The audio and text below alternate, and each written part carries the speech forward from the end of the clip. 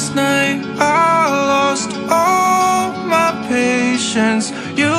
were fucked up, I was wasted. Midsummer madness. สบายดีแล้วก็มาพบกันอีกแล้วกับพวกเรากลุ่มที่8ซึ่งในคลิปนี้พวกเราจะมาอธิบายเกี่ยวกับการหลุดโบกแม่นหัวกระดูกทั้ง2ส่วน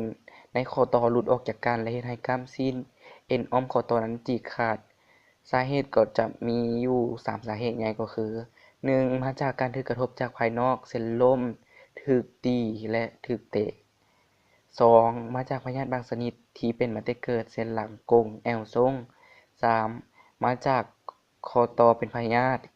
หรือว่าเกิดมีอาการหลุดโบกเรื่อยๆพยาธิประดงคอซึ่งบอนที่มักเกิดอาการหลุดโบกก็คือข้อแขนข้อมือตุ่มข้องและกกขา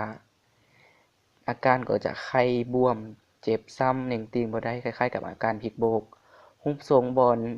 หลุดนั้นเปลี่ยนแปลงบ่คือบอนเก่ามีบอนสวดบอนหลุดการเป็นปัวก็มีอยู่2ทางคือ1ถ้าหากเห็นคนเจ็บที่หลุดโบกห้ามบ่ให้ดึงบอลหลุดโบกนั้น2เขียนบอลหลุดโบกนั้นให้แน่นแล้วนำส่งของหมอด่วนซึ่งการเขียนนั้นจะเขียนด้วยผ้าแพรหรือผ้ายาวก็ได้ถ้าบ่มีผ้าบาง